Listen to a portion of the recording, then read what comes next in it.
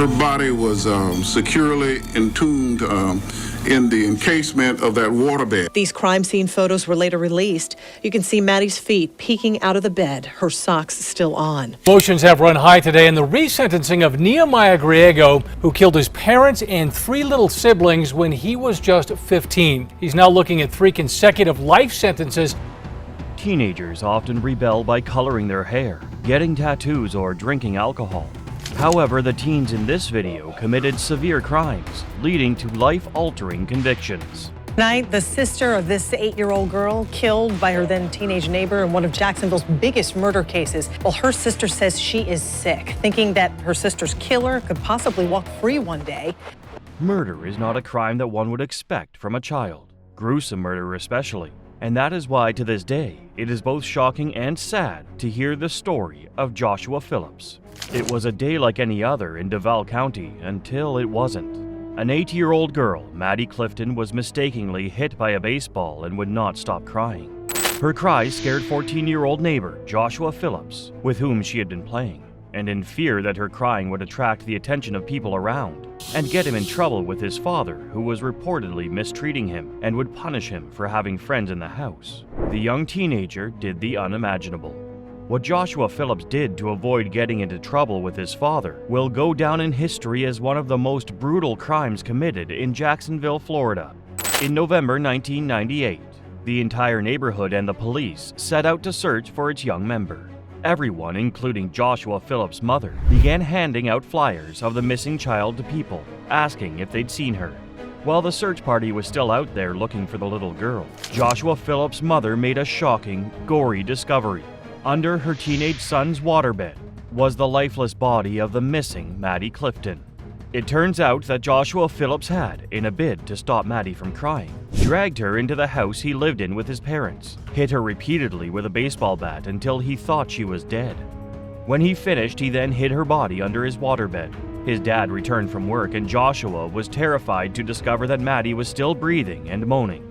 He then stabbed her multiple times until she died. It wasn't until a week after Joshua had killed Maddie that Joshua's mother found the missing body and alerted the authorities. The murder of that little girl was traumatizing for everyone involved. Both the families of the girl who was murdered and the teenager who had committed the crime were distraught. The court initially sentenced Phillips to life imprisonment without parole. But in 2005, the Supreme Court ruled that it is unconstitutional to sentence a child to life imprisonment without the possibility of parole.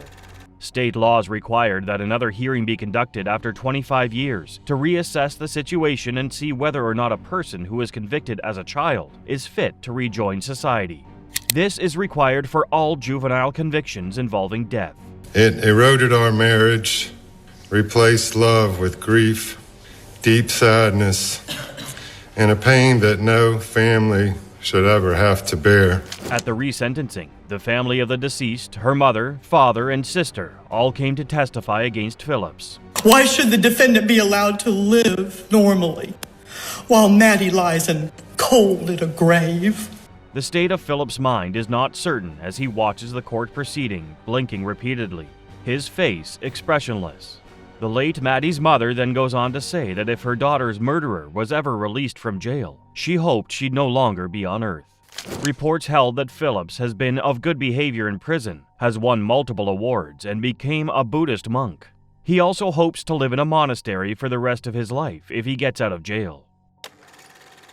Reports also confirmed that Phillips is indeed sorry for his actions. The family of the deceased did not appear to care about that as they insisted that their daughter and sister's murderer should not be allowed to live freely, stating that Joshua hadn't just deprived their daughter of her right to live and them of the joy of watching her grow, but also that her death had put a strain on their marriage.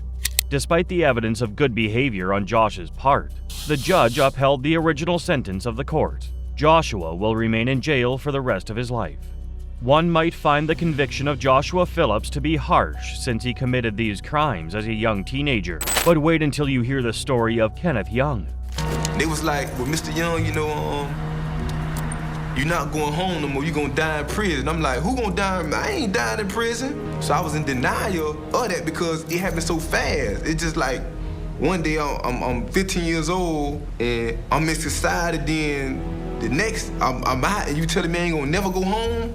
That's kind of like hard to deal with. Young was given consecutive life sentences for a crime he committed at the age of 14. Kenneth Young was just 14 years old when he was coerced into joining an armed robbery gang, founded by his mother's substance dealer, who was at the time 24 years old. He had participated in a series of armed robberies with the gang, and one other that was unsuccessful before they were apprehended by police. The prosecutor charged Kenneth Young and the rest of the gang with armed robbery and attempted armed robbery. Young was given consecutive life sentences without the option of parole, despite his young age and the circumstances surrounding the crime he'd committed. Firstly, there was no murder, and secondly, Young participated in these criminal activities alongside adults who should have known better and shouldn't have forced him to participate. Kenneth had also reportedly dissuaded his mother's substance dealer and fellow gang member from committing the crime of while they were on a robbery mission. Just as with Joshua Phillips, fortune smiled on Kenneth Young when the U.S. Supreme Court ruled in Graham v. Florida that it was unconstitutional to sentence a child to life imprisonment without parole for a crime that did not result in the death of any person. A documentary on children in prison, 15 to Life, featured Kenneth Young and his struggle as an adult who went to jail as a child was discussed. The point of the documentary was to educate the world on how the system convicts children, especially colored children, leaving them to grow old and rot in prison. The documentary stressed that children who committed crimes when they were none the wiser should be given a second chance. Sometimes mama lock me and my sister in a room and she just be gone. In most cases where a teenager or a child is involved in a criminal act, there is an adult who is either neglectful, indulgent, or abusive. In the case of Kenneth Young, his mother was neglectful. Kenneth Young's mother, a former substance addict, held herself responsible for how her son turned out and expressed that she prayed for forgiveness and hoped that her son can get a second chance. She also said that her son has been very instrumental in her journey towards ending her addiction. When he found out about his sentence, Kenneth says he was in denial because it all happened so fast. Despite being astonished by his lengthy sentence, Young showed remorse for his actions. One may blame Kenneth's mother for her negligence and letting her dealer around her teenage son. But what Nehemiah Griego did to his parents and siblings leaves room for even more questions about his parents' parenting. Emotions have run high today in the resentencing of Nehemiah Griego, who killed his parents and 3 little siblings when he was just 15. He's now looking at 3 consecutive life sentences. As a 15-year-old boy, young Griego ended the lives of 5 people.